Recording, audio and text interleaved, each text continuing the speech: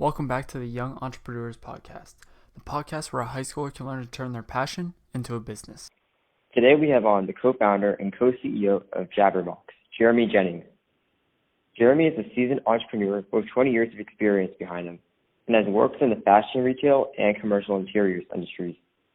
Recently, he has started working on his own company, Jabbrrbox, which makes the Jabbrrbox, a 4-foot square chamber that is often described as the modern-day phone booth. The Jabbrrbox is intended to provide the mobile workforce with a space to take business calls, privacy, and Wi-Fi. Read 3 takeaways for this episode. The first takeaway is, what's to come for the mobile workforce? The second, why passion is important in entrepreneurship. And finally, why it's so important to have a job at a young age and what it can teach you. Before we get started, Mr. Jennings, we would like to thank you so much for taking the time out of your busy schedule to come on to our show. It means a lot to us. Guys, thank you so much for having me. It's a privilege to be here, and what I think you guys are doing is super cool. So, thank you guys. No problem. Mr. Jennings, please tell our listeners a little bit about yourself and how you got into entrepreneurship. Sure. So I'll try to make a long story somewhat short and concise. Coming out of school, when I did, there was really only a couple of tracks to go on. When I graduated back in the mid-90s, really it was, you kind of went into the corporate world, or there was like other. It was, and the other path was kind of few and far between. So I chose to take a corporate path, moved into New York City, and I got a job within a department store, Lord & Taylor, within their executive training program, learning how to be a merchant, learning how to be a buyer. Kind of grew up within that environment and became a buyer, and ultimately got tapped at a pretty young age to start a private label men's sportswear company out of nothing, a brand within a brand, a private label brand. So it was like myself, 2 designers, and a product manager, basically traveling the world and creating this assortment, creating a brand, learning all about, pricing, promotion, placement, marketing, figuring out who our demographic was. And it was my first true taste of entrepreneurship. And the best part about it, to be honest, it was on someone else's dime. The worst part about it is that I didn't own it. But that gave me kind of a taste of entrepreneurship. And then, I always went into any business with a mindset that I was an owner, whether I really owned equity or I was at least an owner in the accountability sense. So within, kind of growing up within retail, I had my mindset I was going to be a corporate CEO, certainly a corporate officer of some sort. Mm-hmm. And then over time, I went from Lord & Taylor to Gap Inc. Actually worked at Macy's for a short time. So I worked within 3 public companies. And while I always thought that I wanted to be a public CEO, or that was kind of like the prize in my eyes, as I got older and got more maybe experience, I had more opportunities to see the corporate bureaucracy. I became I realized that I really wasn't fit. It was incongruent with how I felt inside. And I started calling this I had a name for it. I felt like I was an entrepreneur in corporate clothing. So I was, if you guys, depending on what you do and where you go, if you're a lot of times within large organizations, there's like big milestone meetings, whether they're quarterly, even weekly, monthly, annually, and there's this huge scurry of activity, like the pre-meeting for the meeting, then you get in the meeting, and then it's a bunch of people sitting around listening to someone else talk and set the agenda, and then you have all this post-meeting activity. And what I realized at a pretty young age was that it absolutely drove me crazy, and I thought it was inefficient, and I thought there was so much wasted time and energy and value. And we started thinking about shareholders and the amount of effort that was going into kind of this bureaucratic wheel, and you realize how much shareholder value is actually being lost in this. And it just made me realize like I wanted to kind of steward my own ship, if you will. Right. Yeah. And so backtracking just a little bit, where did you go to school? I went to SUNY Albany in upstate New York, Albany, New York. And did you study business and marketing and finance when you were there? Yeah, I was a double major, actually, Japanese as Cool. as language and communications, and then I was a business minor. Right. So I had a lot of exposure to a bunch of different types of classes and a lot of different experiences. One thing I love about just entrepreneurship in general is that you have so much opportunity. Like the world really is your oyster. And I put myself through school. I've had so many different types of jobs from the time I was 12 years old through today, and I think it all trains you to understand. When I was 12 years old, my first job was washing dishes in a steakhouse. I worked in restaurants as a busboy and waiter and bartender. Worked in one Christmas season. I worked in a UPS loading facility, and I worked the night shift because I needed Christmas money. So that was probably one of the hardest jobs I've ever had, and it taught me a lot about what I didn't want to do in my life. But you had about 50 seconds when a truck came in to understand what was in the truck. You had 3 minutes to offload it, and then another 2 minutes before another truck came in, and you were just taking cardboard boxes and just manually moving them onto conveyor belts. And obviously that job is obviously being replaced in today's world. So I'm glad that wasn't my passion, but it certainly taught me a lot. Yeah, and I think experiences like that when you're young, different kinds of jobs, definitely helps shape your mold to what you become when you're older. So do you think that having all those jobs and experiences when you were young helped you figure out that in the earlier stage of your life that you wanted to take your own path and take your journey under your own hands? Yeah, I think what it taught me was that really no one controls your destiny other than you. And it taught me that, accountability is something I really believe in. I have three young kids, 4, 5, and 10 years old. And I try to pass on to them a lot about accountability and things don't happen to you. For example, you're walking by a table, the milk didn't fall off the table. You bumped into the table and the milk fell. So you have to be accountable for your actions and what happens around you, and you control that. So you don't become a victim of circumstance.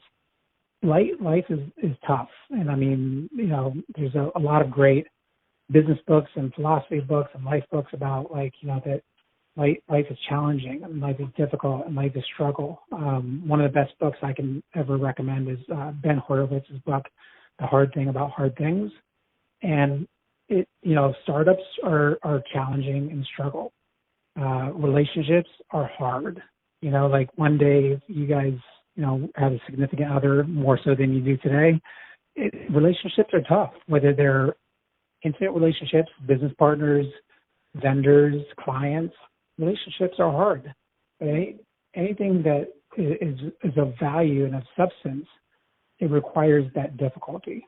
So I think so. Back to your question, accountability, there's different types of jobs that give you a sense that you can control your destiny, and that if you believe in yourself, there really truly are no limits. The only limits are the ones you put on yourself. Right, and that's something that is very important to realize as a young entrepreneur. Going back to Jabbrrbox, so can you explain to our listeners what is Jabbrrbox and why you founded it? Sure.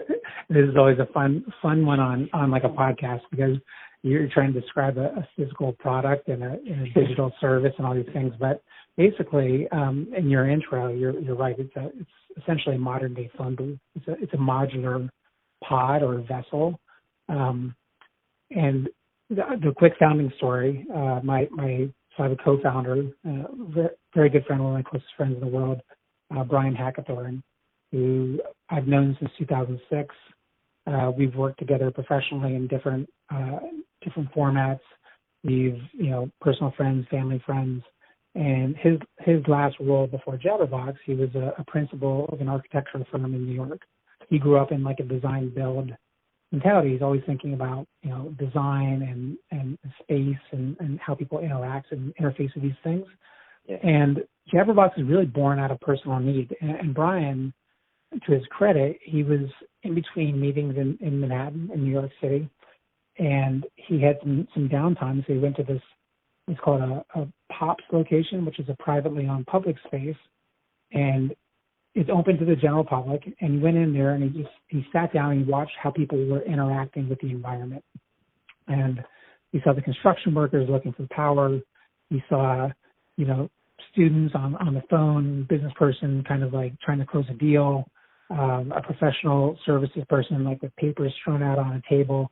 And he just thought, like, we need a modern day phone booth. Like, technology has given us the ability to work in all kinds of environments. And it's not just home or work anymore. It's not home, work, Starbucks, WeWork, like your third place of choice. Like, you can work anywhere. You can work on the floor of a subway. You can work, sitting in your hall at home. I'm not sure where you guys are doing your podcast, but it's probably, you can do it almost anywhere, right? So he wrote down this idea of modern day phone booth and shared it with me a couple of weeks later over lunch, and it just hit me over the head as something that was so timely, and I saw it so clearly. And I came back to him with, same day with essentially, I don't know if you guys are familiar with Zipcar or not, but the idea of Zip. Okay, so Zipcar is essentially, it was a successful early startup back in 2001 by Robin Chase, and she actually created this idea of fractionalized cars. So she saw this inventory, glut of inventory that, in her own driveway, her car sat there for, essentially it was only used like 1 or 2 hours a day. And if you thought about it, like that's 22 hours a day of underutilized inventory, creates like a ton of waste, it's unsustainable, all the things that go along with like this inventory glut. So she's like, well, what if other people use my car when I wasn't using it? So, which seems so like logical today, but 17, 18 years ago, it was revolutionary essentially. So she started Zipcar, and I came back and it kind of shows our age. I'm going to be 45 this year. Brian is 45, so we're not your 22-year-old founders. But I came back with this idea of like Zipcar for space to Brian, and I said these modern day phone booths should be everywhere, and they should be community based and accessible to anyone that becomes a member, because you want to have this idea of community, and it should be available in short increments of time. So the idea of Zipcar is that if you only needed a car for an hour, just pay for an hour. Like, why are you buying a, $20, $30, $40, $50,000 car to use it 2 hours a day, especially if you live in an urban environment? Why don't you just pay like $50 and get the same car for that time? And that's kind of the idea, the initial idea of Jabbrrbox is like, okay, well, let's create this modern day phone booth, and let's put them in loud and busy environments where people need privacy. So that's airports and commercial building lobbies and convention centers and stadiums and even like Starbucks. So even wherever people are doing work and hanging out, but they need privacy, that's where Jabbrrbox can be. And it can be, community based, where it's available to anyone. Become a member, and you get access in increments of 15 minutes at a time, and you're only paying for the time you use. There's no essential waste. It's not inventory waste like we were talking about earlier. Exactly. So, the idea, a lot of people, like in the airport space, so we're live in 4 airports today. Our plans are to be live in 25 terminals by the end of the year, and we see, the opportunity to launch, thousands of these units across the globe. And the idea is that it's this kind of mini office or mini private space, like whatever you need it to be is your own private space. for short increments of time. We're live in LaGuardia Airport, for example. If you check out our social feed at Jabbrrbox, Jabbrrbox, Bobby Brown Rock and Roll BOX. There are images of people using the space. I think 2 weeks ago, someone was practicing a violin in this case. It's only a 4 foot by 4 foot space, but it's truly for whatever you need to do. Certainly most people use it for, productivity reasons, like taking a phone call, a video call, emails, podcasts, like things like that. However, you see a lot of people using it for other use cases. Practicing a violin is one that I didn't see coming, but it's the funniest part about it is the second instrument that we've seen in there. The first, I think someone was practicing a trumpet. So it's interesting.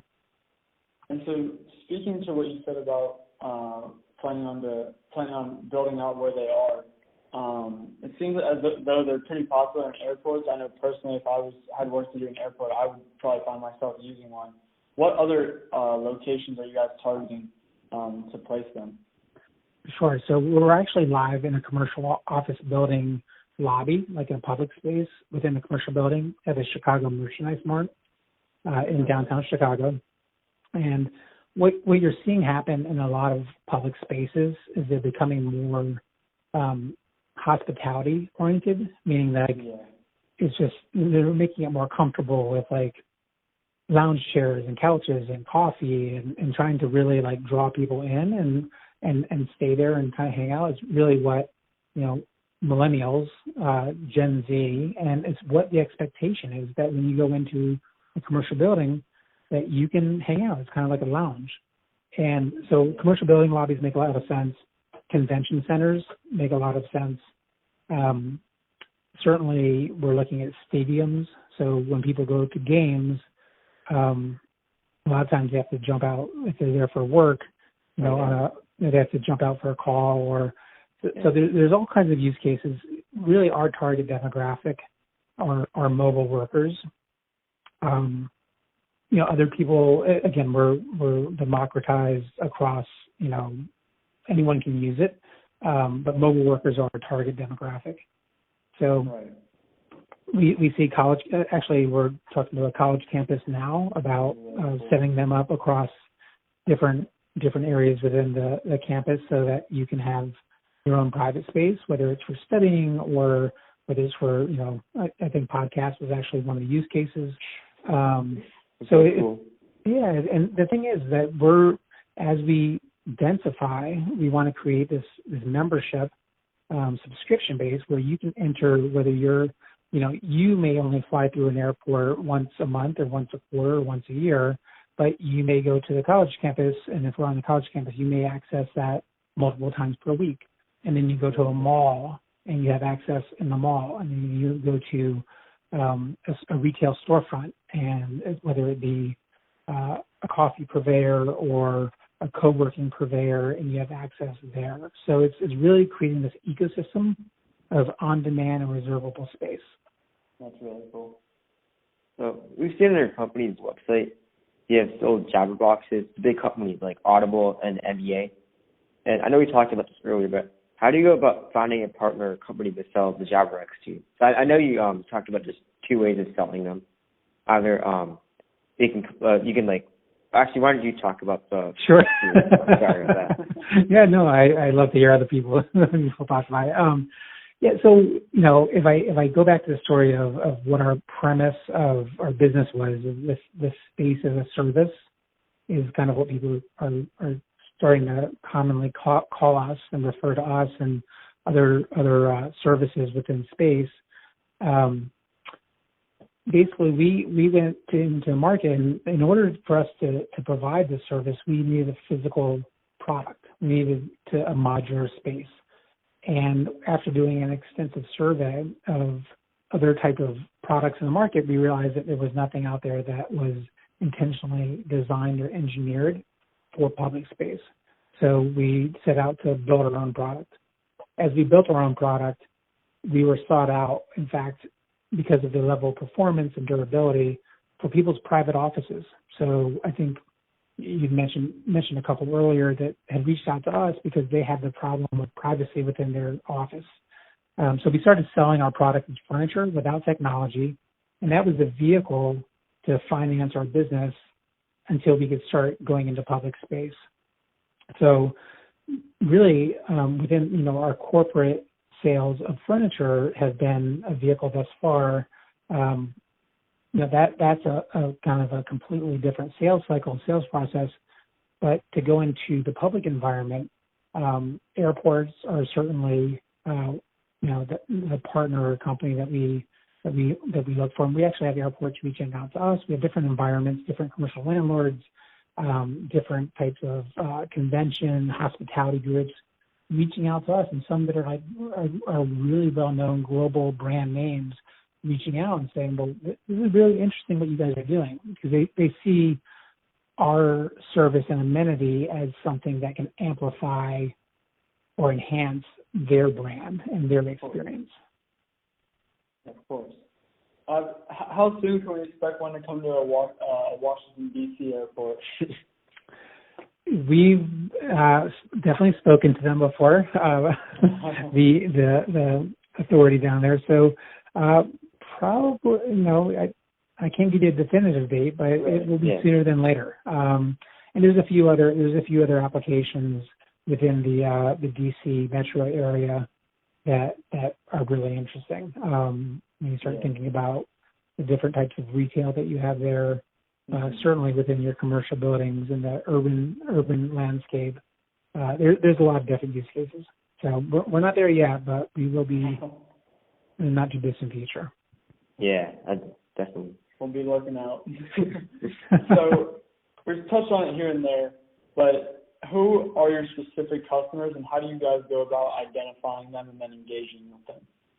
Now, so we're really a B2B2C company, right? I don't know if you've heard that terminology, but it seems to be very of the moment. People are like, oh, we're a B2B2C company. And for those of you who might not know what he's talking about, a B2B2C just stands for a business-to-business to consumer e-commerce model, and that combines your typical business-to-business and business-to-consumer models into one to form a complete product or service transaction. And by definition, it's a collaboration process that creates mutually beneficial service and product delivery channels. Right. The fact is that our partners and customers, so if you think about the big environments, so airports, buildings, convention centers, those are, there are, I think, 75 airports in the U.S. that we definitely want to be in. It's pretty easy to kind of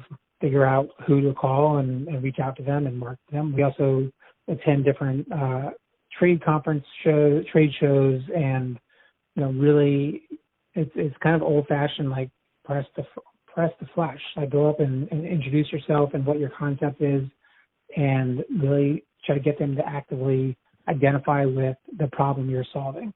Right. Now, as far as the consumer experience, so there are customers too, right? So even if we're, going into a hotel lobby, we have to first convince the hotel brand that they need us, and then we have to, engage with the consumer. And like I said, that demographic is primarily going to be mobility workers, and our goal is to, one of the more difficult things to do, I think, in today's economy is to influence or change consumer behavior. You have huge brands that are spending, hundreds of millions of dollars trying to influence behavior through social and through traditional, terrestrial radio, social media, traditional print ads, all that kind of stuff. And some are really successful at it, and others failed miserably, and they both spend hundreds of millions of dollars. So we actually aren't trying to necessarily change consumer behavior. We're trying to, our goal is to really work within existing customer bases, and what do some of these people have in common? So maybe there's different large member organizations that they're part of.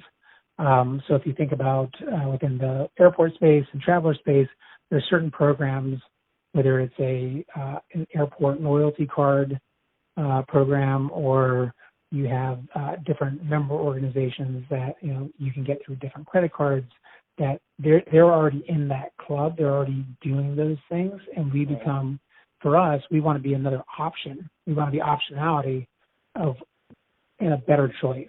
So how do we give them the 10x better solution to their problem? Like if I need to find privacy in the airport, what are my options?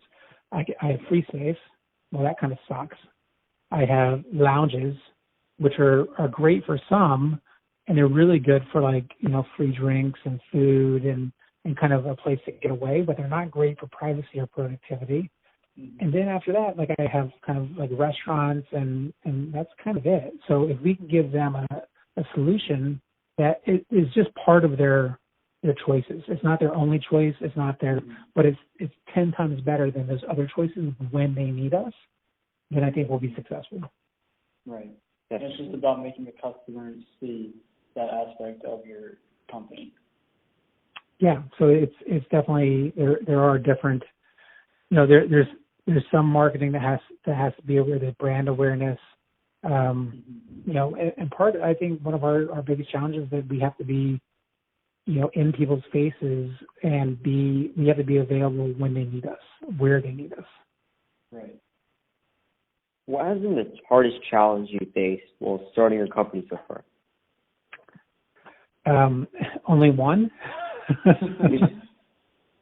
Sorry, go ahead. I was going to say, I would say one of the hardest challenges is that in my mind, there's so many definitions of being an entrepreneur, but I think one of them that rings true every day is that you face so many challenges, and so many entrepreneurs don't stop or quit when other people do. Right. So you face so many challenges, and you're wired and meant to figure out how to get through it. And that's what you do. So sometimes you come up with the best solution to get through it. Sometimes you just barely make it through, but you make it through. That's kind of how I delineate. So I think one of the biggest challenges, one of the hardest challenges to date, is that you're solving a very distinct problem in your mind initially, and you have to validate that other people have the same kind of problem. And then you see the solution so clearly. And sometimes you're just a little early. Sometimes you see, I think Henry Ford has a quote that I refer to a lot. Like if people wanted, what is this? People wanted faster horses, right? Yes. And that's, I remember that was in one of your emails. Yeah. Well, I think about that all the time, because I think if you gave people what you wanted, if I gave people what they asked for, they'd get faster horses. Yeah, instead of a car. And I think that even in I've seen so many interviews with Travis, the founder of Uber, or any of these kind of massively game-changing ideas. And even when you look at companies whether it's in flex space, like WeWork and Spaces and Serendipity and Breather and all these guys, you see the solutions, and you're kind of building and building and building the solution that sometimes they're not quite ready for. So you have to, I'd say that's one of the hardest things is you ask yourself every day, am I solving a problem that other people care enough about? Or am I solving something that they're going to experience? They're going to see that this is a solution. So I think that's kind of, a big challenge. And as an entrepreneur and as a founder, you want to move fast, and whether it's move fast and break things, or you want to learn, you want to iterate, you want to challenge the status quo. Sometimes you kind of have to slow down to go faster, and that's innately not how you're wired, but you have to figure out how to do that. Yeah, definitely. So the younger generation often sees entrepreneurs as not just making money, but having an opportunity to make the world a bit better, kind of like what we were just talking about. What are your thoughts on entrepreneurship and its social impact?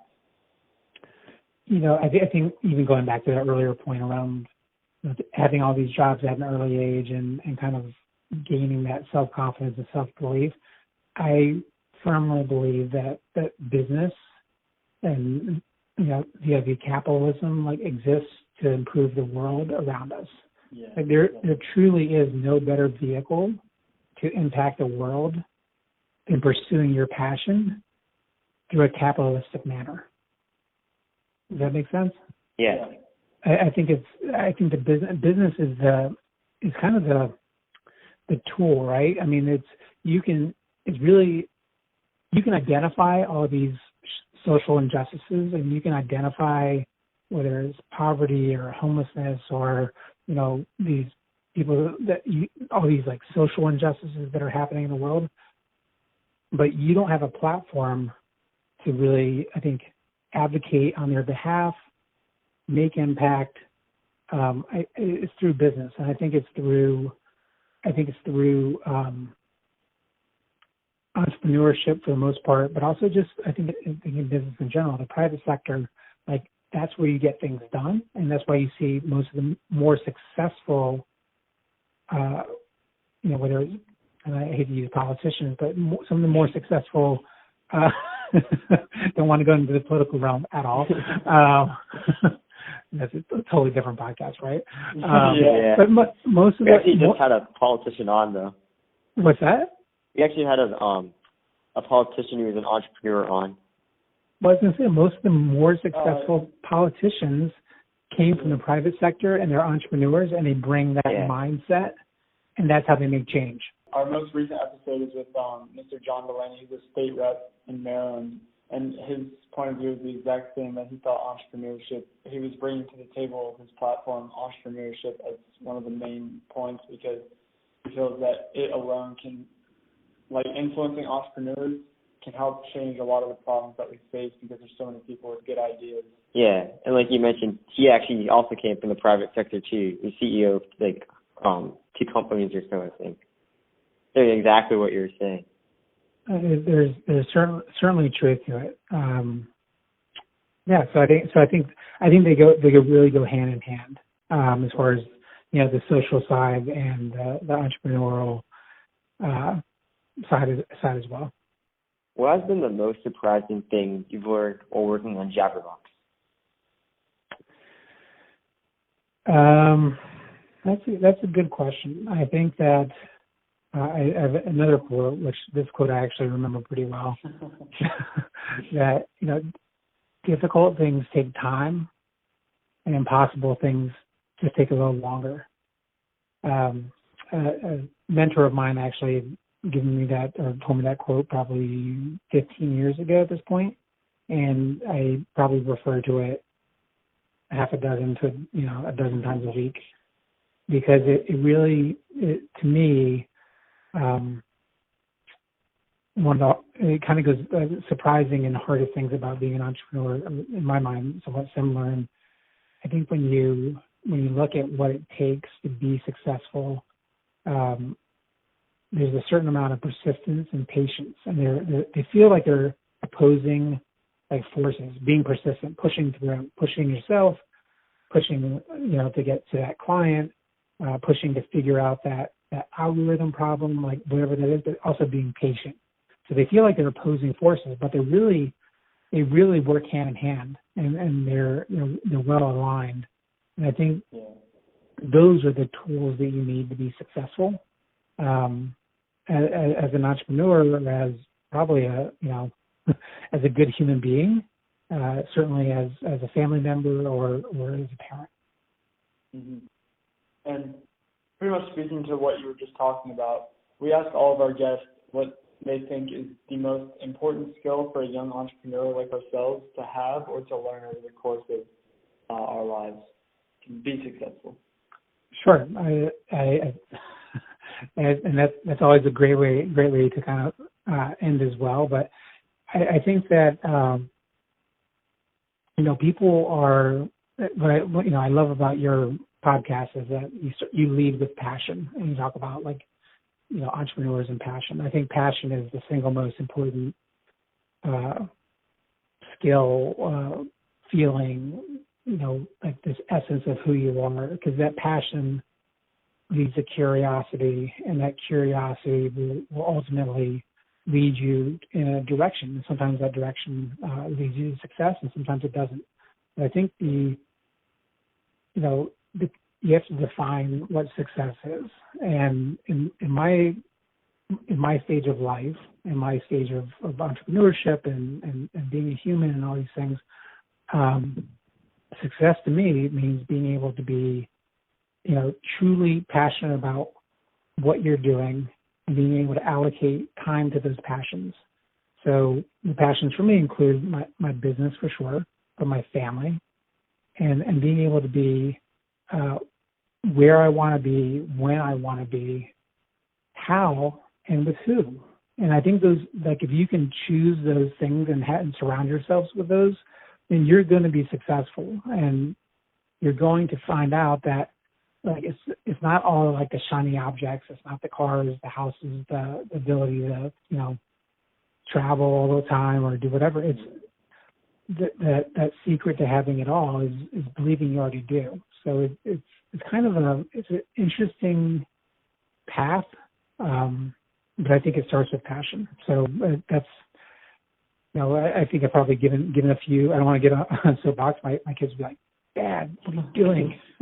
But I don't think there's a single most important skill for a young entrepreneur. I think it's being really well equipped to understand you're going to learn like those like tangible skills, whether that's coding or language, or you're going to learn things like that.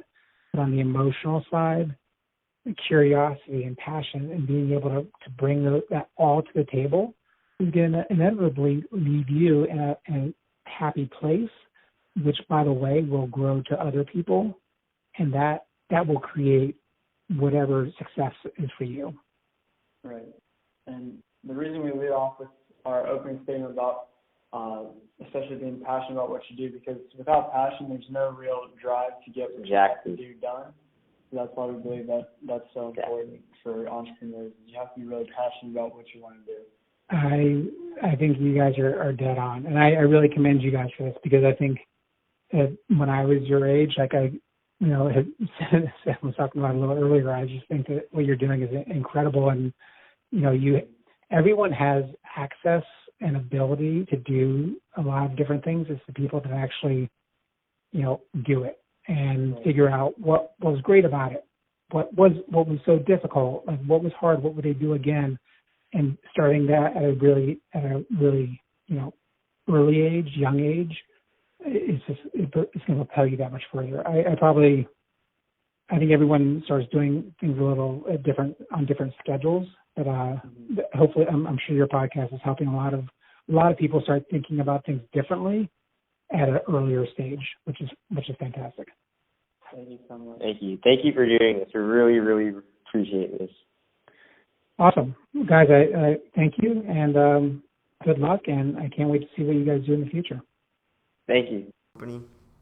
And I plan on doing a paid internship at a financial investment firm.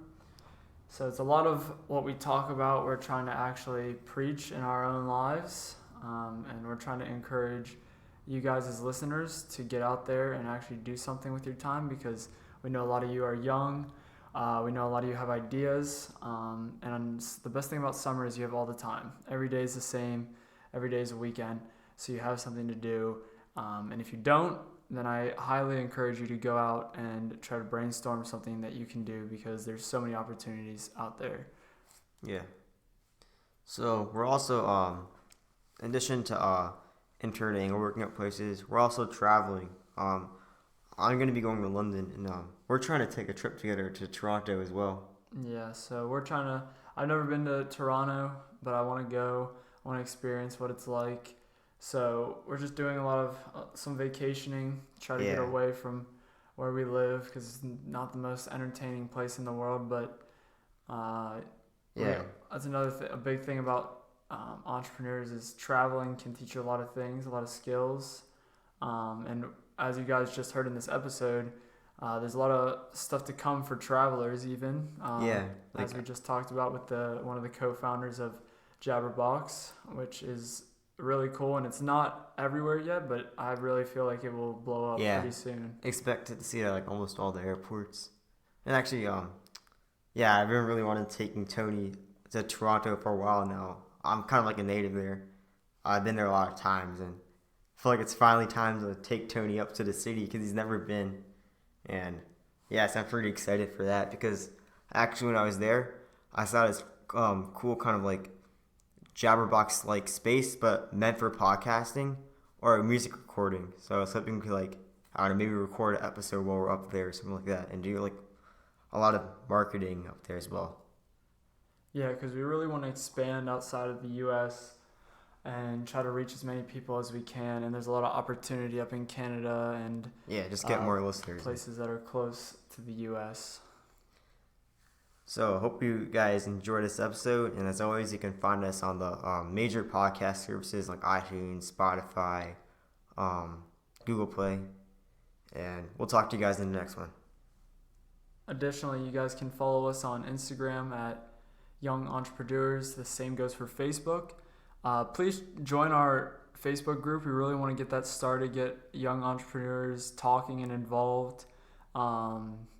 Because when you're in a cohesive space like Facebook, and I know that they're really trying to build out the pages and groups and communities, and it's really been working. So if you guys want to join ours, be sure to do so. We're going to really try to start posting a lot of stuff in there, a lot of insight, try to get some conversation going. So make sure to click the link. It'll take you to all of our links. We also have a website up now if you guys haven't checked it out. It's just youngentrepreneurs.com. Just type it in your search bar and it'll take you right to it. Find all our episodes on there. If you want to come on a show, if you have your own business or something, or want advice from us, there's a contact page on there. So hit us up. And lastly, you can follow us on Twitter at Y Entrepreneurs. And like Akash said, we'll see you in the next episode.